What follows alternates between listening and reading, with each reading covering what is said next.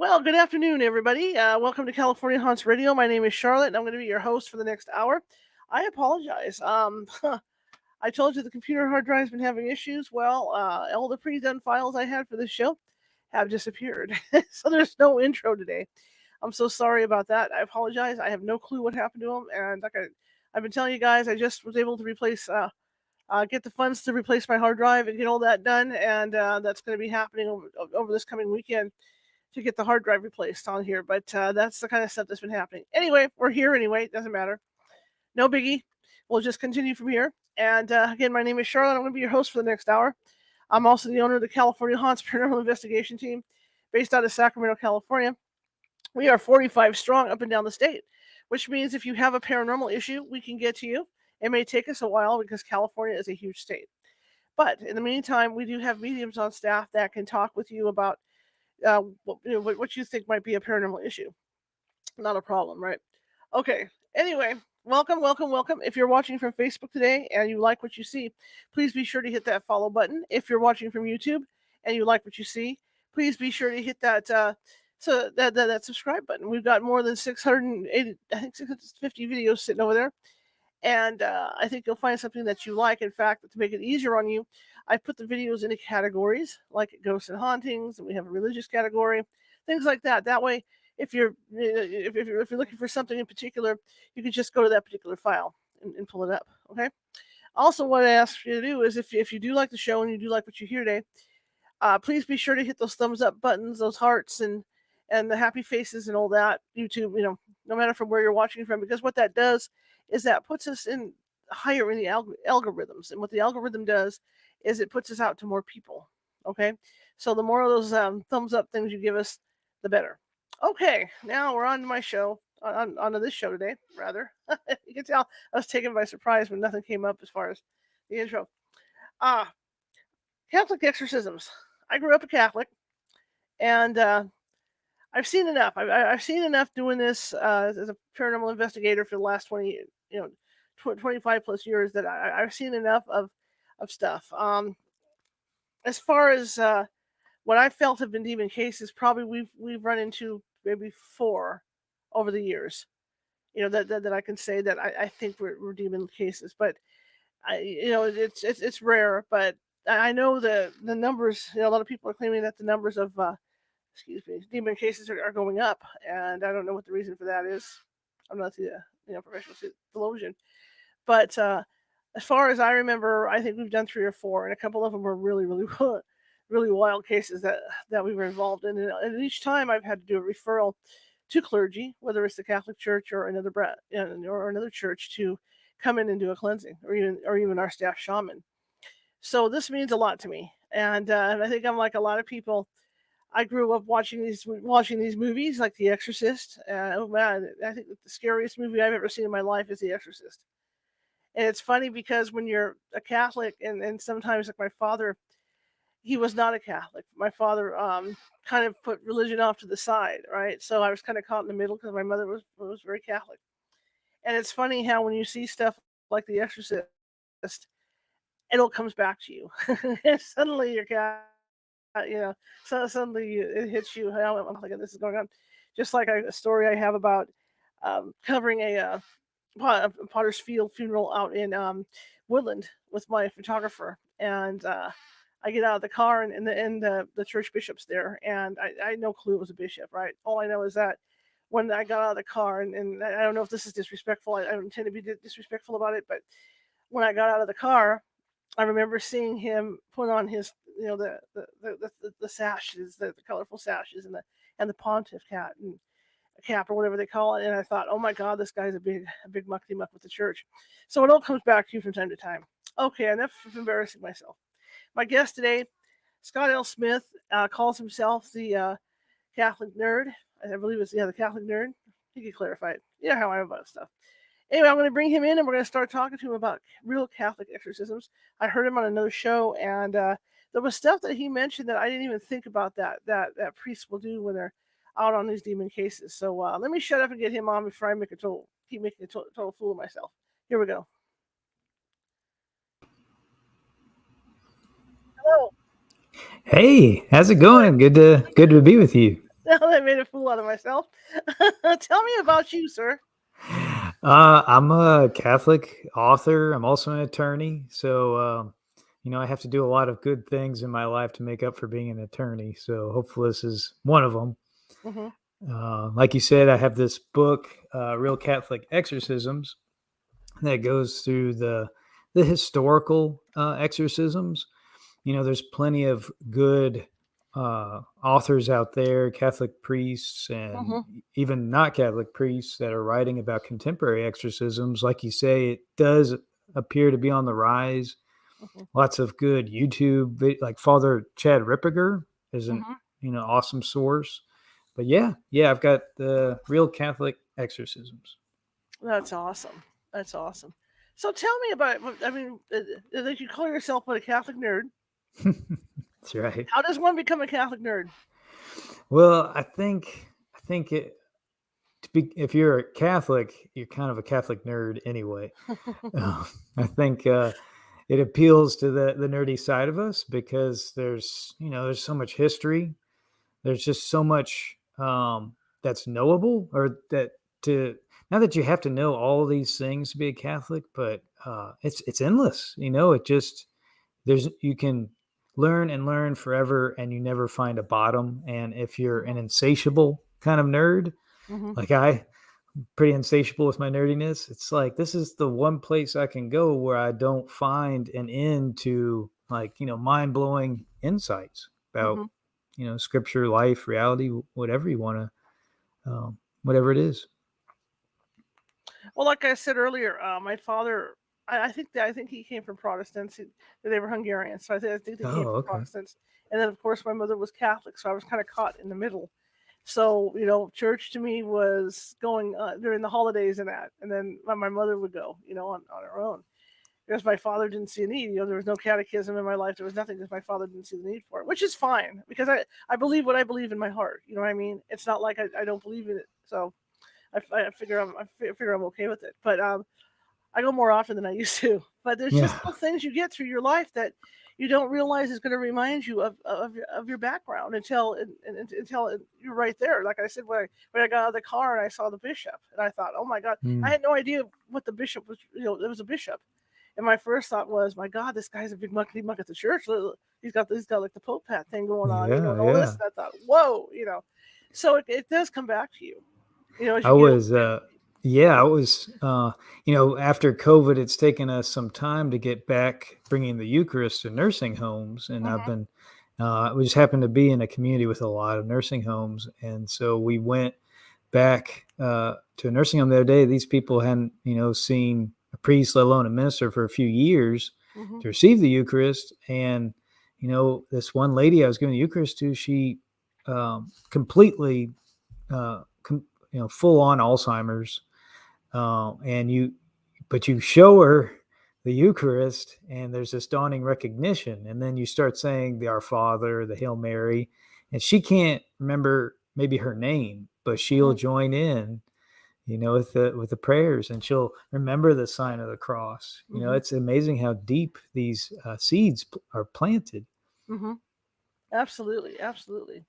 Now, when we talk about exorcisms and stuff, I mean, the Catholic Church, like you, I was raised a Catholic Church, and the Catholic Church saying, we are the only ones that should really be doing exorcisms.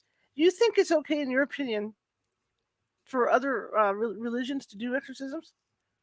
I think that's I think it's fine to a certain degree. Hmm. If you find, if I think everybody that does either an exorcism or deliverance ministry needs to understand when they're getting in too deep, Hmm. and when to pass the torch to one of the exorcisms I write about in my book, the exorcism of Emma Schmidt, as in the 1920s. uh, a Capuchin monk, a Capuchin friar, was the exorcist priest in that, and he says that exorcisms were performed a lot more frequently back in the 20s. They Hmm. kind of People stopped believing in Satan there for a while, and he said that most exorcist priests don't live much longer than 2 years once they start really getting that regimen of exercising. So I mean, it takes a toll. I A friend priest of mine was visiting an Anglican priest um, in just outside of London, Mm-hmm. and that his life was falling apart. Like his every one of his children, because it's an Anglican priest, so he's Right. married and has children, and every one of his kids had some kind of physical morbidity, some kind of physical disease or disorder. His Mm-hmm. marriage was falling apart. It eventually did fall apart. And my friend priest asked, "Well, why is this happening?" It turned out he asked him, "Are you?" He knew he was doing deliverance ministries, Mm-hmm. but he was doing them in his own home. His Oh, office was in his home, and you can't take these things home with you. That's no. when Adam Bly, who just and sorry if I'm saying too much, Adam Bly, who just published the Exorcism Files, I think, or the Exorcist Files. He's a lay person that assists in the Diocese of Pittsburgh with exorcisms. And when he assisted his first exorcist priest, that priest asked him, "Are you married?" "No." "Good." "Do you have children?" "No." "Good." "Do you have pets?" "No." Mhm. "Good. Then you can help me." Otherwise, those close people, and I'm sure you've seen it with paranormal investigations, everything Yes. close to you is in danger. Yes. Yes. So, The other thing I've seen, when you look at the track record of paranormal investigations, not even so much, well, my team included, but I mean, over the years, and you look at the people that are in the higher position, that have been around for a while, they're sick. There's something, something, there's some ailment that's wrong with them. I mean, I ended up with congestive heart failure, not knowing what, oh not knowing wow. why. Like I said, I've had 4 contacts, I believe, with demonic entities over the years. I ended up with congestive heart failure, and there's people on my team that have ended up sick as well. So I mean, Hmm. I believe it. It does take a toll, and people don't realize how much of a toll. Yeah, yeah. And that's the only thing I say is if I think we can all be called to this ministry if you want to take it as a ministry or whatever service, Hmm. just to just understand when you got to call for backup, right? Hmm. Absolutely, absolutely. So tell me, what you wrote this book about Catholic exorcisms. How did you get the research done and all that? Being a Catholic nerd, uh, I end up researching a lot of these things. I've always been interested in ghosts and supernatural Hmm. phenomenon. Um, as I have a blog as well, and as I researched other things, these things kind of keep popping up, keep getting led back to these stories, whether it's unbidden or whether it's just the Holy Spirit taking me in that direction. Hmm. Hmm. So yeah, yeah, I have a fascination with this. I try to limit it. I try not to dive too deep. I got to come up for air, and maybe a couple times a year I can kind of put a book out like this. Right, Yeah. right. Now the question I have, going back to what you said about the priest asking that gentleman, whether he had wife and kids and all this, did you limit the times, as you're working on this book? Because I mean that'll draw stuff in too. Mm, yeah. And so were you able to limit like where you did it and how you did it? I did not, and that's probably a mistake on my part that I would readily admit to. I did make sure, when I do these, when I get into this kind of research, I do Hmm. say I invoke Saint Michael, the Archangel, Hmm. and even at the beginning of the book, I include the prayer to Saint Michael, the Archangel. So I hope. I also one of the other books I've written that's maybe uh, a bigger book Hmm. is a Consecration of Saint Joseph, and uh, I think the amount of time I spent with Saint Joseph uh, eclipsed what the amount of time I'm spending with this other stuff. And Saint Joseph is called the Terror of Demons. That's one of the titles when we pray the litany to Saint Joseph, asking for his intercession. We Hmm. call him Saint Joseph, Terror of Demons, and that's kind of a fascinating. There's a fascinating reason behind. I don't know if you want to get into that. Why he's called the Terror of Demons, Hmm. but I think maybe he's had my back. Cool. Very cool. Very cool. I did an investigation at the last, well, not the last, the next to last demonic that I believe we did. We walked in the house. I could see a small shadow running down the hallway. Hmm. Get in the master bedroom and do an EVP session. And I pick up this voice that says, "Gabriel, watch out." Hmm. And I thought, we're in over our heads. That was my thought. Something is warning the Hmm. angel Gabriel to watch out, and we're standing here like idiots, like targets. You know what I mean? So Wow. yeah, Yeah, that was very excuse me, that was very sobering to have that happen. I bet. Yeah. So was it hard? Was it difficult doing the research on on these exorcisms? Oh no, it's fascinating, and it's. I guess one of the things I went into writing this book was surely the weird things in the movie The Exorcist, Mm-hmm. um, or even The Exorcism of Emily Rose, because Hmm. the true story behind that movie is in my book as well. Surely a lot of this is Hollywood, you Right. know, the pea soup, projectile vomiting, the spider walking, the crawling on the ceiling, the turning of the head. Hmm. Surely this, or even like the vomiting up of crazy other things. Hmm. The in the book, The Exorcism by William Blatty, words appear on the child's belly. Hmm. As one of the at that point you're it's pretty easy to diagnose. This is Right. not Right. This is not. Yeah. this is something supernatural, right? Right. And I just assumed that these were excesses, that these were exaggerations, and then come to find out they were not. Maybe the green hue of the pea soup, maybe, Hmm. but like I mentioned a little while ago, the exorcism of Emma Schmidt in the Hmm. 1920s in Iowa, the nun, like their Father Theophilus had a team of nuns with him, uh, and men to hold Hmm. down Emma during the exorcisms, and the nuns to take care of her physical needs. And she kept vomiting, and these nuns were tasked fully with carrying out bucket loads Oh of wow. of vomit and of just the worst smelling kind of stuff. And like she hadn't eaten this, the child being exercised had not eaten anything over multiple days, but she was vomiting bucket loads. I'm like, uh, it's just shocking that this isn't Hollywood. That Hollywood actually is out of its depth when it comes to it. Even Hollywood can't live up to what is actually happening.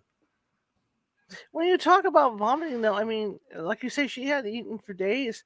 Is that one of the, I mean, obvious signs that something's not right? When a priest goes in there and sees that.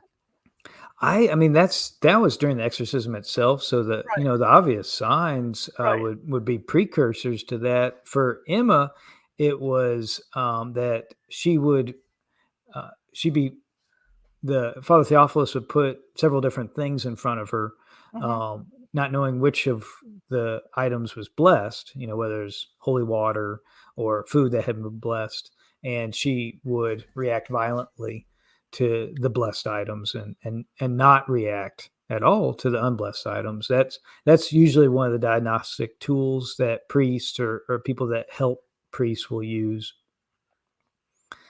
I don't know if you've heard of Father Carlos Martins. He's got Hmm. a pretty amazing. Not to advertise his podcast on your podcast, but it's Right. pretty amazing. But he just dropped a little piece of like a fleck of holy water on the back of a man that had an outburst in the confessional, and the man like transformed before him into his whole body arched backward like a cat, and he was like face to face.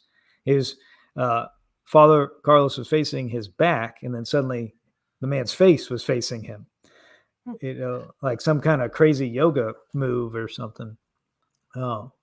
But the response to the blessed items, knowing what other than supernaturally, you could not know Right. what. Yeah, Right. which I'm sure you've come in contact with that sort of Yes. thing before. Yes. Yes. You got to give the priest credit. I mean, this is something that they have to do. Don't they fast before they even do this? Right. Yeah. It is not an easy undertaking. They have to, make sure that they've adhered to the sacraments. Mhm, That they've recently been to confession. Priests have to go to confession to another priest. And priests will even say, like, the exorcism is a very powerful set of prayers, mhm, but it is nothing compared to going to confession and going to mass. Those are like nuclear bombs compared to what the exorcism prayers are. And so they pray and fast, just like Christ says in the Gospels that there are some demons that can only come out, some evils that can only come out by prayer and fasting. mhm, And even then, I'd love to give the priest credit, but they themselves will say, "Look, if we go into this thinking this is has anything to do with our power, mhm, right? They're going to be in deep trouble. mhm. That they have to rely completely on, complete resignation to the divine will." In your studies on all this and writing your book, which exorcism stands out the most to you? The one I go back to a lot as an inspiration is that Annalisa Michelle, Okay, the German girl that her exorcism formed the basis of the exorcism of Emily Rose. interesting. And what does that stand out to you? Um, the thing that stands out because that one is unique among exorcisms in that they did audio recordings of I think it's over 70 or 80 exorcism sessions, weekly sessions with her. And they became public in part because the German government sued her parents for neglect, for Hmm, allowing her to go to these exorcisms, because ultimately she did not survive long after the exorcisms. The exorcisms were successful, but um, she had been so her body had been so tormented mhm, by the possession that and this is why in the movie The Exorcism of Emily Rose, you see the girl is given the opportunity by the Blessed Mother to either remain possessed mhm, or to be freed from the possession. If she were to remain possessed, then she would do so and bring greater glory to God and even bring people to the faith mhm. through her torment, through the suffering that she would Right. take on. And that's in the movie, and that's what's reflected in the record as well. But the sessions from her exorcisms were made public because they became part of a court proceeding, and you can hear the voices, all the various voices that came through her throat, um, and it's haunting. Who knows who's actually speaking, but one identifies himself as Judas the Iscariot. The other thing that because she was a very reverent girl, this is something that it wasn't like the other exorcisms where somebody, you had a curse from a family member or playing around with Ouija boards or something like that. This was a very reverent girl, and the devil hated that even the more so. And so during her exorcism sessions, um, she would repeatedly, like the devil would force her to kneel, stand, kneel, stand, kneel, stand, like maniacally and constantly, to the point that the ligaments in her knees and the tendons ruptured. Hmm.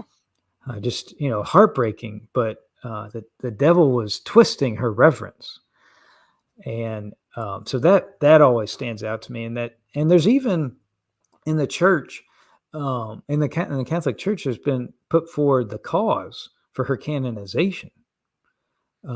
She's not a in the canonization process is several steps. Mhm, You begin as a servant of God, then venerable, blessed, and then finally saint. mhm, If once the process has been proved and miracles have been verified, all that sort of stuff takes usually a very long time, and that has been underway for her. And I don't know of any other person in Catholic history that, except maybe, maybe one of the maybe Mary Magdalene, Right. right? That has a saint that whose saintliness and holiness was proven through that kind of torment. Hmm. It's just fascinating on so many different levels. I just find it interesting too that you see this stuff on TV, you see this stuff in the movies, and people don't really realize how long some of these exorcisms can take. Like you say, the priest went out 80 times to help her. Yeah, yeah. I think a lot of people imagine or visualize this process as like from like a boxing match from Hmm. Rocky or something, Hmm. and like, okay, this is the night. There's an announcer, and Don King in the middle of the boxing ring, and we're gonna go 9 rounds, 10 rounds, 20 rounds, however long it takes until either the priest or the devil drops. Right? It's Hmm. just not.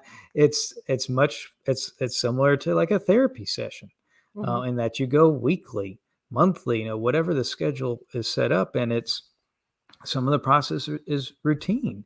Hmm. Even if it's a full blown possession, that doesn't necessarily mean it's not a wrestling match.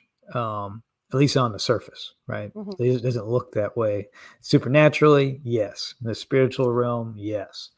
But it almost can look boring sometimes from the outside.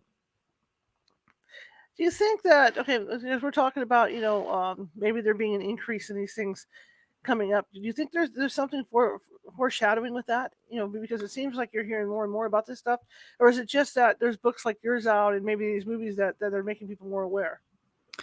I think I think there is kind of some um, micro effects, micro historical trends happening, and some macro trends. Mhm. On the micro level, and speaking like decades, Sure. and then macro speaking like centuries. On the micro side of things, we had in the 60s, 70s, 80s, 90s, in the Catholic Church, it became kind of it went out of fashion to talk about the devil as Hmm. being an actual entity, Hmm. an actual fallen angel.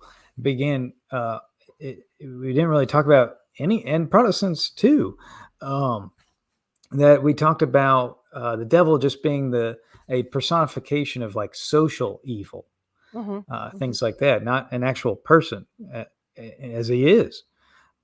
So there, I think, was a time when he was able to run amok a little bit more.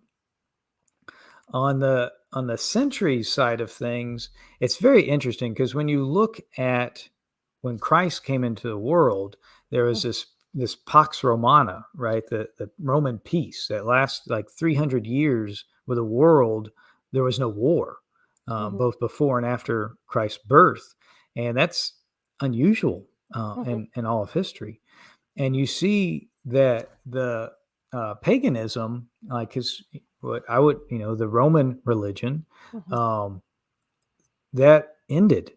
The period of paganism came to a crashing halt, just historically speaking, and it was overtaken by Christianity. And and now I think we have witnessed, not recently, the fall of Christendom, right? That Christianity is no longer the source of the law, source of governance. Hmm. That happened a long time ago. Like maybe one of the benchmarks there, one of the turning points there was like when Napoleon took the crown from the Pope and crowned himself instead of the Pope crowning Napoleon. Like the divine right of kings is, not only is that gone, but so are kings, right? Even though we just had King Charles III and the Sure. coronation, but a lot of that is just kind of surface level now. It's not what it used to be. And so when Christendom declines, paganism does not. It ascends. So Yes. I think we're seeing, and we see a fascination with witchcraft and those sorts of Hmm. things, like Harry Hmm. Potter, kind of Yeah. the child version of, of witchcraft. Um, so I think those are the micro trends and the macro trends. Hmm. Hmm. Now, going back to these exorcisms, Now, the Catholic Church just doesn't go in and start performing exorcisms. There's got to be certain things that have to be met. Like I know, from experience and getting a hold of priests to say, hey, look, I think you might have an exorcism on your hands over here. There's a lot of Yeah. other criteria that they look at, right? Right.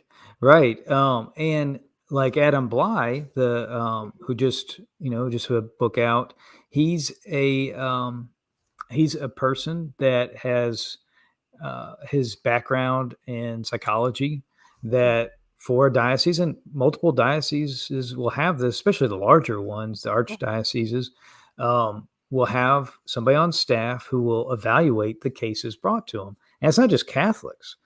Father Vincent Lambert, another well-known exorcist priest, American exorcist priest, will talk about how it's maybe 50% are Catholic. Now, the mhm, other half could be Protestant or have no religion at all, or Hindu, or whatever. And it's often a rigorous process because the church is attacked, has suffered, has in terms of abuse. We have to be very careful that, uh, yeah, abuse has happened. Um, but even when, we're trying to heal, we can still be accused of things as well. So we just mhm, have to, church has to be very careful. It's definitely one of the sad things that I keep referring to in that 60s to the 80s is that with the decline of people talking about exorcism, performing exorcisms, the number of exorcist priests declined, and who mhm. was trained to do this work declined. So it's typically you have one exorcist priest in each diocese, but the old idea was that it kind of rotated so that Mhm, no one person would have to bear this for more than a certain amount of time at a time.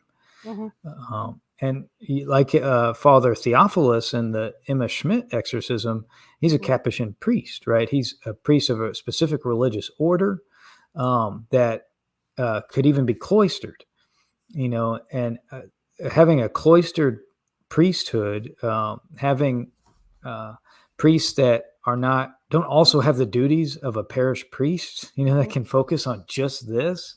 Right. We don't have that as much. Um, so, yeah, hopefully that answers your question. I thought there was a special training thing for exorcists as well. There is. Okay. It's kind of twofold. You have in Rome, they'll take priests being trained as exorcism priests, take them to Rome, and have some courses of study there, do Mhm, a little apprentice work, and then that apprentice work will continue back in their home country. Hopefully, mhm. there's a great deal of art that goes on. With becoming an exorcist priest. Now, granted, I'm not an expert in this. It's Right, just right, right. what I've seen consistently in Sure. research is it's like any warrior, right? Like think of it like martial arts or something. Um, you've got to have the right trainer, Mhm, and and if only because that trainer that uh, the the the one who assists the apprenticed exorcist priest, he's got to find out what your particular charism is, what your particular strength is mhm, in an exorcism battle.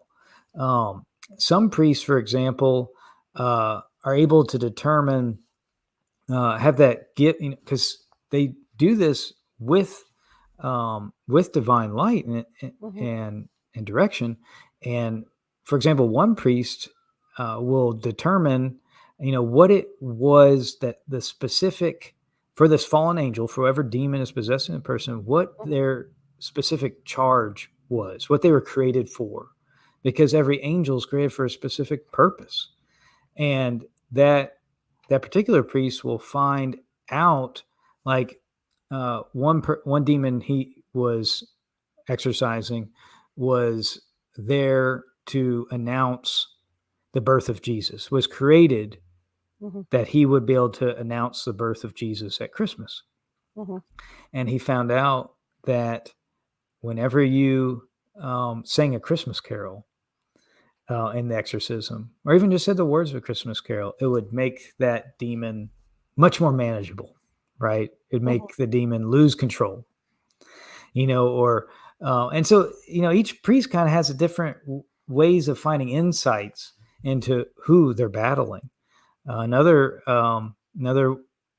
interesting one is, well, each it appears that each demon kind of has an opposite in heaven, not necessarily an angel, but a an antagonist.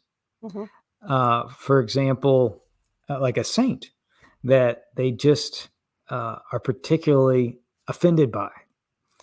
Um, one priest was exorcising a demon that had been the one to incense the guards against St. Thomas of Becket, the one that under King Henry II of England was killed in the cathedral. I think it was Peter O'Toole, or who, I forget who's in the movie. It's a good, Becket, good movie. Mhm.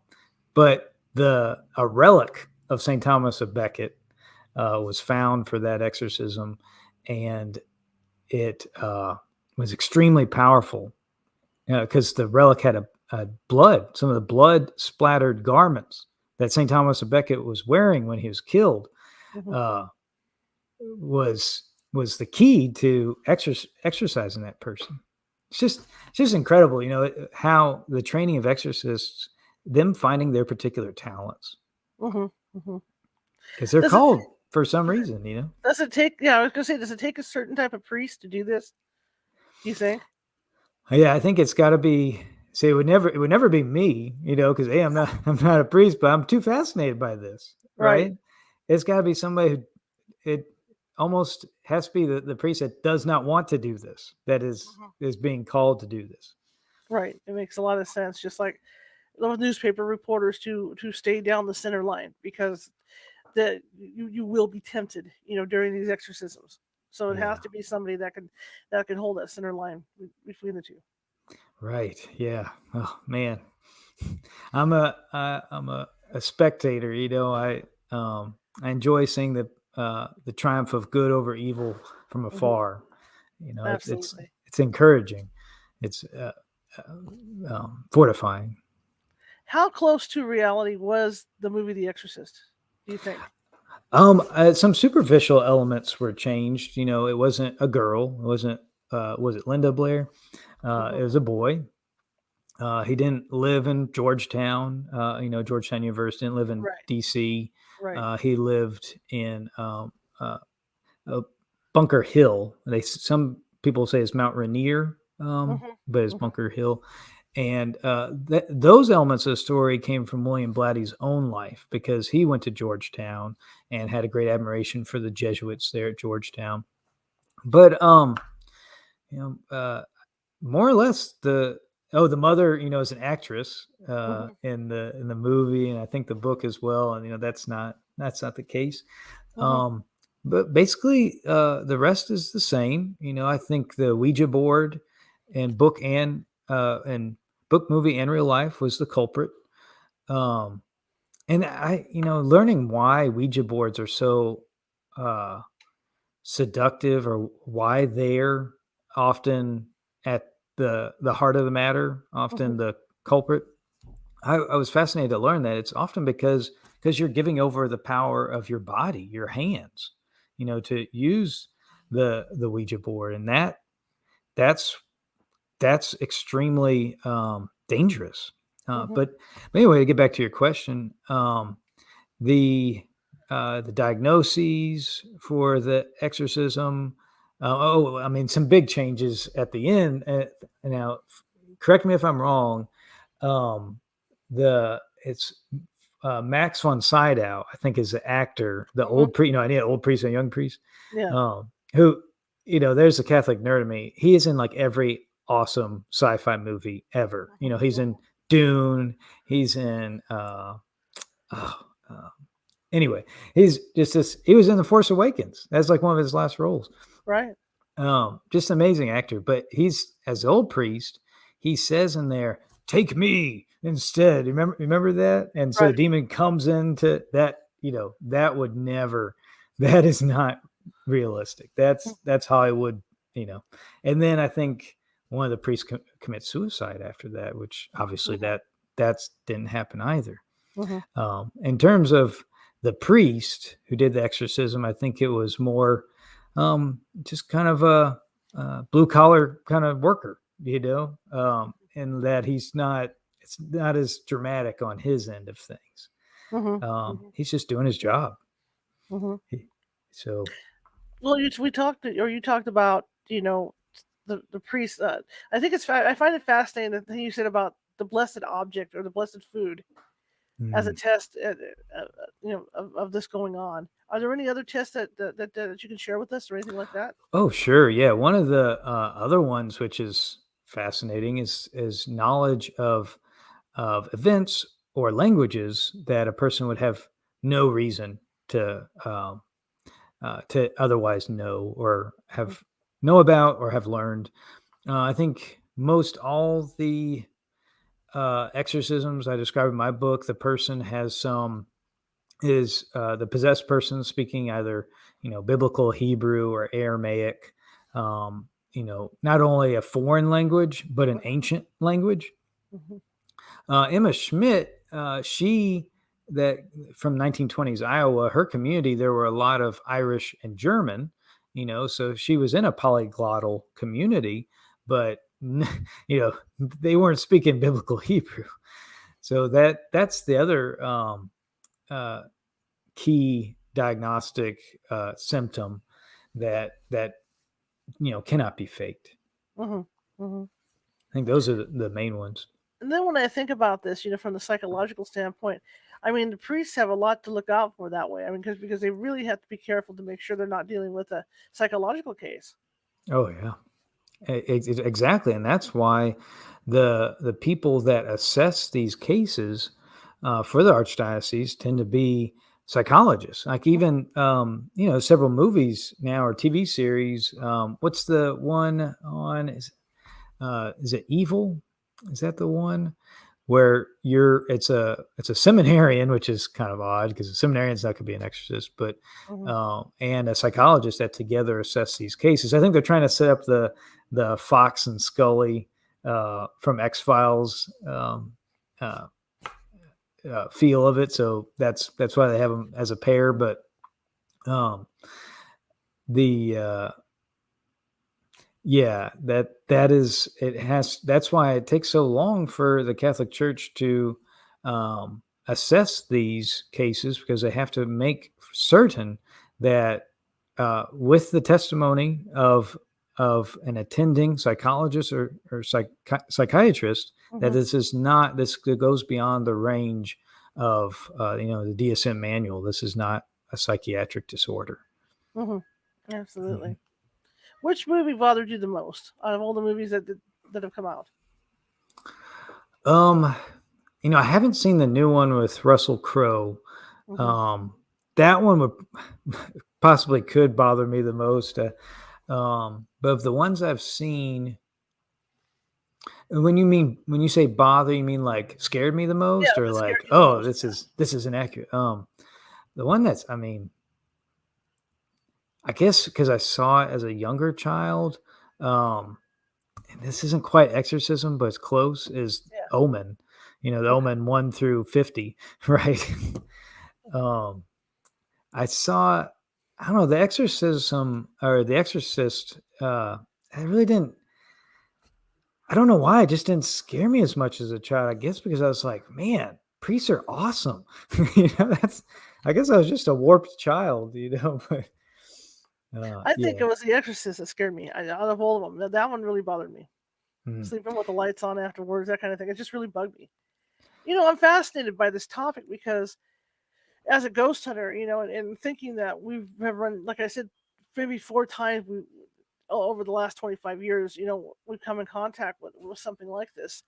mm, It just fascinates me that the priests have the ability to go in and take this stuff on because I mean this stuff, like you say, it could cause sicknesses and stuff, but not only that, they lay in wait. I mean, he may get the thing out of her or out of whoever he's getting it out of, but the thing may lie in wait to attack him later on, 20, 30 years down the line.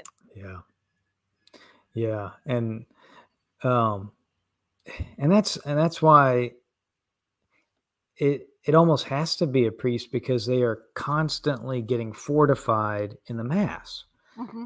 and not only that, they have a sacrament that lay people don't have. They have the sacrament of holy orders, that is the it is I mean, other people can receive, a that kind of ministerial call, but Hmm. this is like a legal, direct from Christ.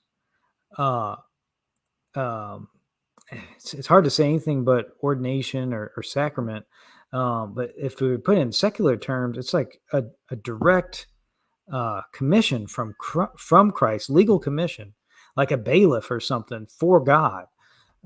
Because the demons are, and I say this as an attorney, the demons are so legalistic, Hmm. right? Because what the priest for the most part is doing is saying you don't have a legal right to be here, Hmm. and is reasserting the the legal rights ordained by Christ Himself. And that's what's crazy, is that for all the horrible things that we do as humans, Hmm. there are some things that demons will not do, because they're bound by law. For example, one thing they will not do, like multiple exorcists have said, that in all their exorcisms, the demon has said all kinds of terrible things about the priest, themselves, the church, the saints, but they cannot and never have blasphemed God. Hmm. I mean, isn't that shocking to think That about? is. I mean, you go to Walmart and you will hear God blasphemed maybe 1,000 times, and that's just in checkout, right? Like the name of God is everywhere uh, cursed, whether it's GD or, various other, words we put in front of Jesus's name. Right. But you will not hear a demon say Hmm. That's really, I never heard of that. that. Yeah, That's absolutely fascinating. it Now, is crazy. when you look at these cases, is there anything common in these, that these people have in common that have been possessed? I mean, Ouija boards do come up Right. a good bit. Yeah. I love seeing. I'd love to say that a heroic priest is always part of the story. Hmm. It's not always the case, you know. Um, the particular ones I covered is, these are full blown possessions, Hmm. and these people have all been tormented. Their bodies have been tormented, um, and it's amazing. For especially most all the ones I wrote about, except for the one in Vervins that happened much longer ago. That was in the 16th century. They all happened to children, or people that are not yet adults. Maybe Hmm. older children. In the case of Annalisa Michel, she is like 16, 17. Roland Doe, all right, the pseudonym that we ascribe to the boy who was part of the Exorcist, Hmm. the movie, the actual boy behind the movie. He went on to live an ordinary life. you know, it. Um, and this is kind of opposite, answering your question in the opposite. One thing I wish was consistent with every exorcism, is that people having seen the power of God in their lives would then begin to live for God, and their whole life would be about that. Hmm. But you don't see that. That to me is one of the most shocking parts of exorcisms, is that some people, and hope you may see this as a ghost hunter, once you've healed a house of torment or something, or a family, um people go right back doing what they were doing before, that Hmm. that let this stuff in the first place. Hmm. Father Lambert will say that unfortunately a lot of times priests, even though they've just demonstrated this amazing supernatural power, these people will treat them like witch doctors, or even less so. In such a materialistic worldview, they'll treat them like a pharmacist. Mhm. I went in, I got treated, I'm done. Go back to doing what I was doing. Mhm. Mhm. That's a thing that I wish was consistent about Right. exorcisms, is that people, um, these these things would happen to them and it would change their lives and they go on to be great saints. Catholic or not, be a saint. Right. But you're right. I mean, I go through that as a ghost hunter. We cleanse a house, and I always tell a client, I say, look, I know it's hard, but you have to not think about this. Yeah. You have to not go back to what you were doing that brought this on. And sometimes it's effective, and sometimes I get a call 2 or 3 days down the line saying, "Oh my God, it's back." Yeah. So I mean, it's very difficult to do that, and I can only imagine with an exorcism, because people, no, not so much the person that was exorcised, but the people around them are afraid of what happened. And Yeah. I mean, the second you look at that person, what are you going to do? You're going to think, "Oh my God, I wonder if it's going to come back, or what's going to happen." And so it starts drawing stuff back in. Yeah. And Christ himself talked about that in scripture, Hmm. that once you clean the house, if you don't then change your life, that Hmm. demon's going to come back with seven of his friends, all the Hmm. more powerful. Hmm. And that's when you get infestations. Hmm. Yeah, it's Do you think now, scary. because of TV and stuff, and this is just an, and I know you're not a priest, I realize that, but just looking at the research you've done with these exorcisms, do you think that TV has really hurt a lot? Because I mean, you see a lot more people practicing, I call it voodoo hoodoo, but you know what I mean, Yeah. practicing those arts, and playing with the Ouija boards, and all this. Do you think that TV has hurt that, and kind of like added to this increase? I don't know. It's hard to describe this phenomenon that we are fascinated by these things on TV, Hmm. but that's just something that can happen on TV. That's not real life, Right. right? For most people, their experience of real life, um, because that's where we are in human history, is like supernatural doesn't exist. Right. All that exists, heaven and hell don't exist. All that exists is just what we can prove in a test tube, in a petri dish, or Hmm. those things we can see and touch. Hmm. And so you have this weird psychological phenomenon of, yeah, I love watching that show Supernatural. I don't really. I feel like that can lead me down a dark path too. Hmm. But they'll watch these shows about these things, but somehow, instead of attacking that strange divide in our brains, it will Hmm. reinforce it. Hmm. That we can love these stories about the supernatural, but not live our lives as though they exist. Right. And that's And I don't shocking. think and I don't think it helps. And I don't think it helps going into Barnes and Noble and seeing the occult stuff that they sell. And I know I was in there. I don't know if they still sell this in this particular color, but I know I was in there a few years ago, and they actually had a child Ouija board that was pink for girls. Oh, yeah. It scares me. I mean, it's scary. Yeah, it People don't is. realize. People don't realize what happens when they open that door, because it's hard to close that door once that door is open, and you don't know what's coming through. Absolutely.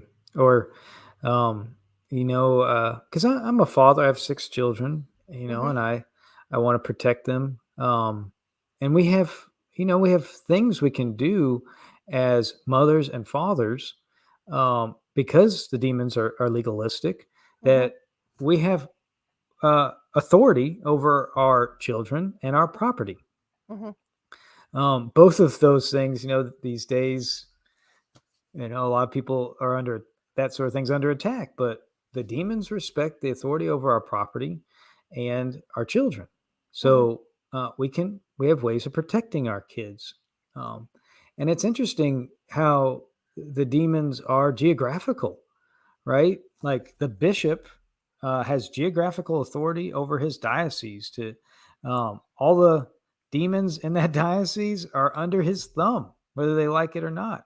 and each priest in his parish, as that subset of the diocese, he has authority over the diabolical in his parish. That's why, we'll have a priest bless our house. Hmm. Um, and I mean, that's just a beautiful cleansing of of all the geographic area I own within my parish. My priest, it's a hierarchy down to me and my own little plot of land. Hmm. Hmm. Um, and I worry about my children. Going to Walmart, going to Barnes and Noble, seeing the pink Ouija board, Right.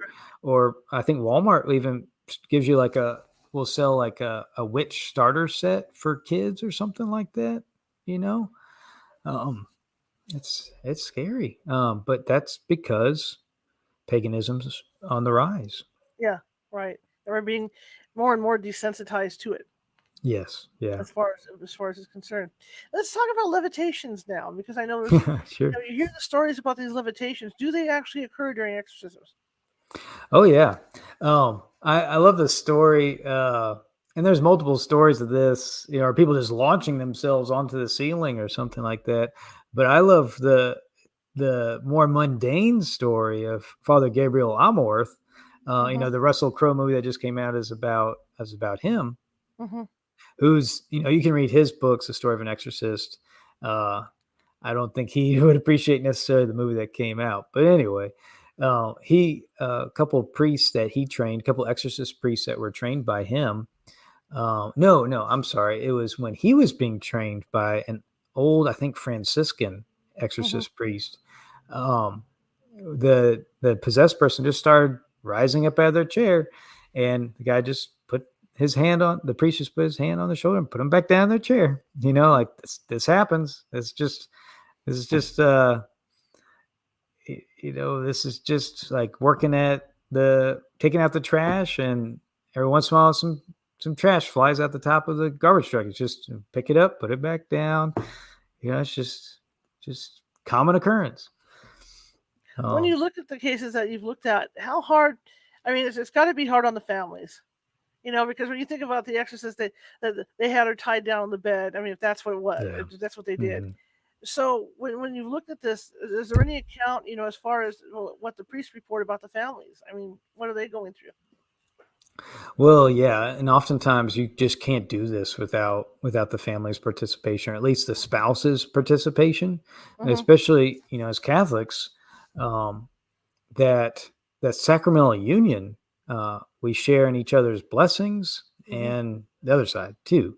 Hmm. Um, so, and, that's a whole nother topic, but uh, Hmm. I've read about several exorcisms where if it's the wife that's possessed, the husband's the one holding her down. And I mean, just legally speaking, it's much safer for the priest, not or anybody working for the church, to be the ones holding the person down. Hmm. Because I mean, the church has been accused of things that did happen, but the church has been accused of things that didn't happen, or Hmm. that church has money, resources, land. So we have to be careful about these things.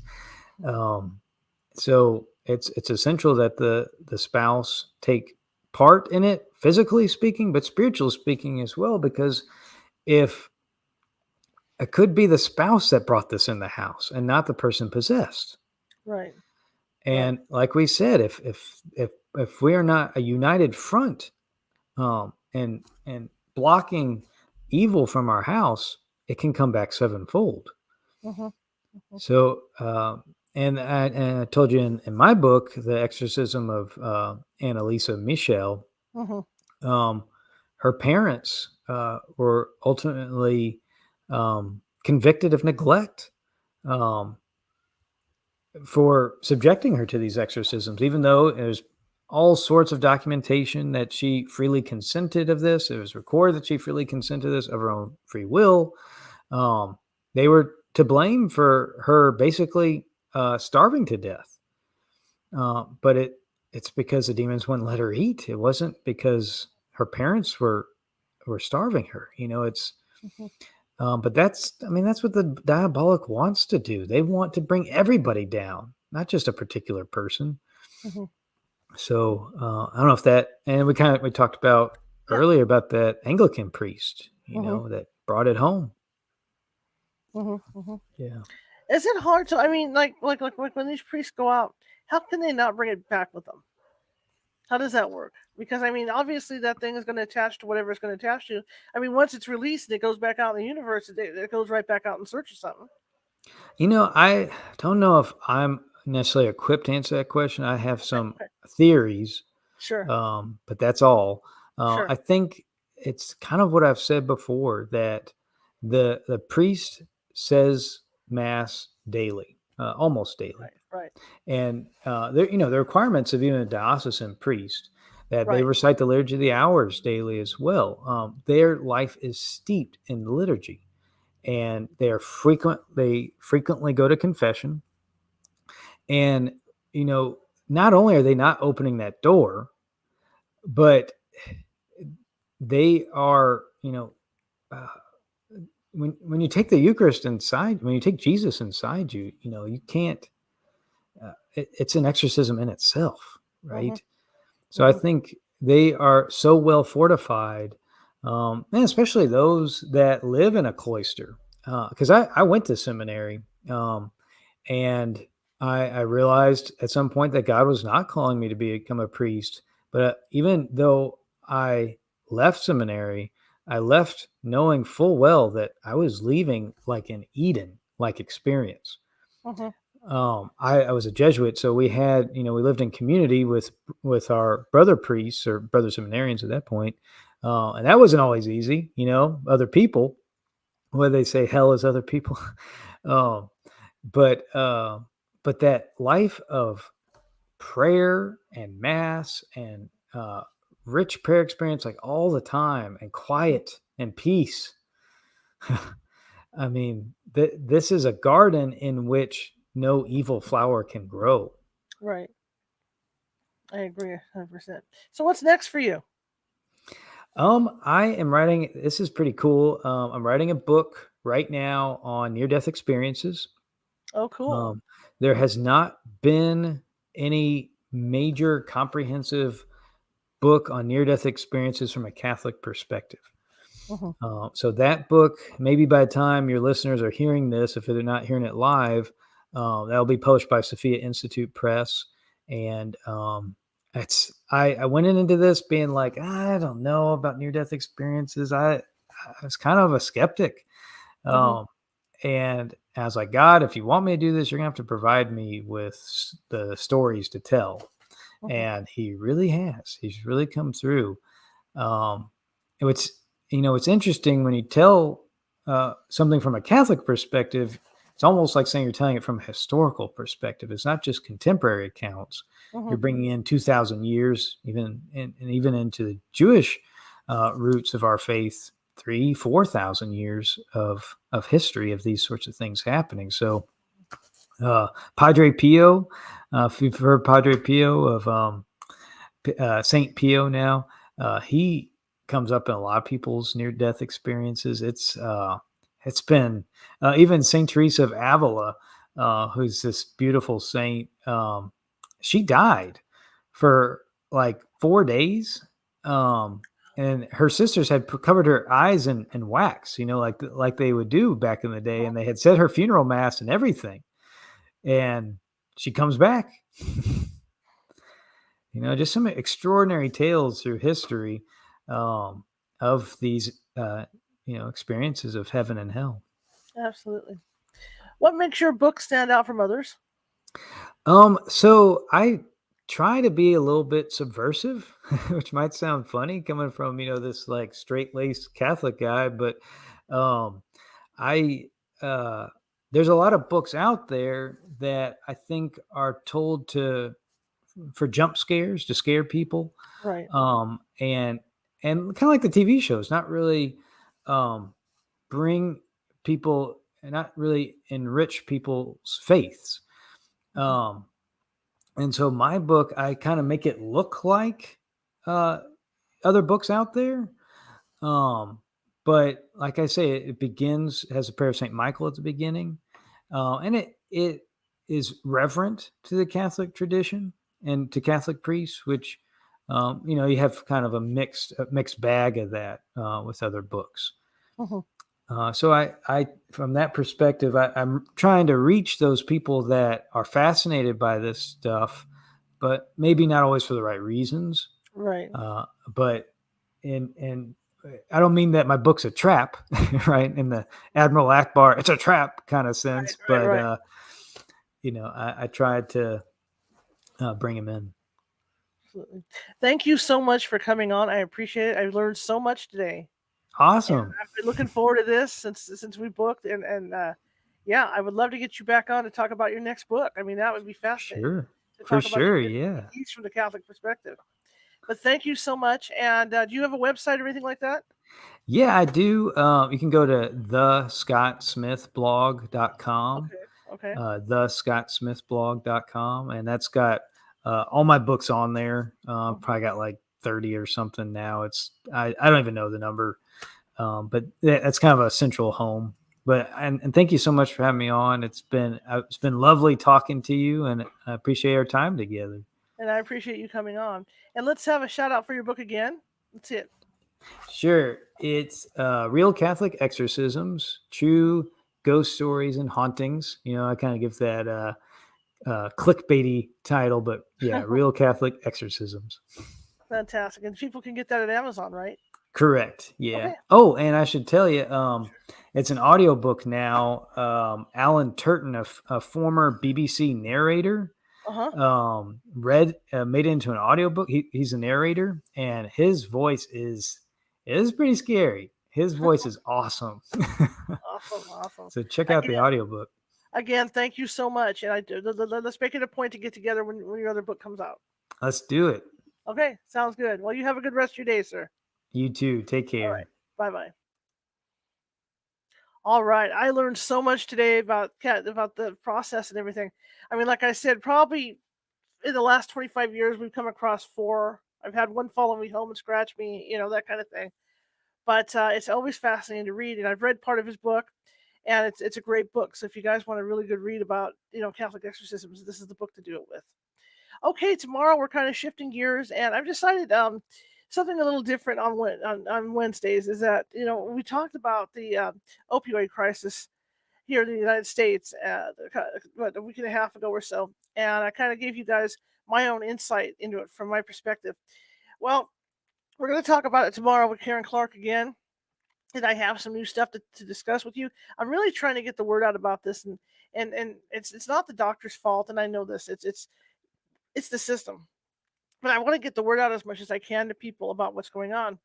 So I'm gonna do something tomorrow. I'm gonna make an announcement that's gonna be kind of different. That's very personal to me and close to me. All right, so I'll go over that tomorrow. But that'll be 6:30 p.m. Pacific. Um, here, right here. Facebook and YouTube and all that. But I do want to get that going, and like I said, I do have some new stuff to share with you, and Karen does too. So I think we're going to make this a monthly thing, maybe, and just go on once a month to talk about that subject. And again, I'm trying to get the word out. So I will see you guys tomorrow at 6:30 p.m. Pacific for that. Okay. All right. So that being said, if you like the show and you're watching from Facebook, please be sure to hit that follow button. If you like the show today and are watching from YouTube, please be sure to hit that subscribe button. We want to build up our subscribers. We're 398 away from 1,000, which is where we want to be. We want to hit that 1,000 mark soon here. Um, Actually, we're 300, what? Oh, 397. Thank you, producer. 397 away. I hate numbers. Okay, so you can find us on Facebook under California Haunts Paranormal Investigation Team or just California Haunts. If you want to join our meetup, that's California Haunts Paranormal Investigation Team over at meetup.com. All free to join up. That's where we announce all our classes, like the upcoming class for June 10th that we're going to have at 1 p.m. Pacific. You should check that out. It's all about protection. I'm going to teach you guys how to make talisman and things like that that you can carry around or hang in a doorway of your house. Just so you get that extra protection. So I'm going to teach you guys how to do that. Also meditations and all that stuff. So check it out. That's over at the California Haunts Meetup. We've also got a TikTok, and that's under California Haunts. That's all over K. That's yeah. I'm like totally confused today. That's California Haunts over at TikTok. We are over on Instagram under Ghosty Gal. That's all lowercase. We are on Twitch, and I believe it's Cal Haunts at Twitch, and we're Cal Haunts on TikTok. So I mean, we're everywhere. All right. So if you want to get a hold of me for a possible haunting in your house, or stuff going on, or whatever you want to talk about, that's the way to do it. Just like there is a community page over at YouTube that you can contact me as well. So there's all kinds of ways to contact me. All right. I want to thank people for their donations. And like I said yesterday, a gentleman from Arizona donated, and I really, really, truly appreciate that. Everything goes towards my hard drive. It's all going back on my computer. All right. Well, that being said, I will see you guys tomorrow at 6:30 p.m. Pacific. I hope you liked the show as much as I did. I'll try and get this gentleman back on when he has his new book out, because I think it's great. Yeah, the Patreon. Thank you. So my reminder for the Patreon, we do have a California Haunts Patreon page, and we're just getting that up and started. And when I do a pre-record, the idea is that I'm going to release those 2 weeks ahead of time, just for the Patreon people to see, my Patreon members, and then I'll release it out to the main show for you guys to watch on YouTube. All right, but that's one of the perks of the Patreon. Plus, we're going to be doing some giveaways over there, and maybe when he writes his other book, maybe we'll bring him over there, as a special guest.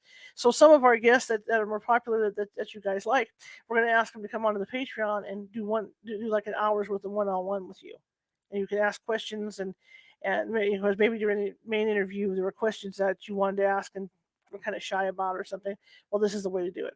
Okay, so check us out at patreon.com California Haunts. All right, guys, I'm going to shut it down for the day. I will see you tomorrow, 6:30 p.m. Pacific. Have a great one.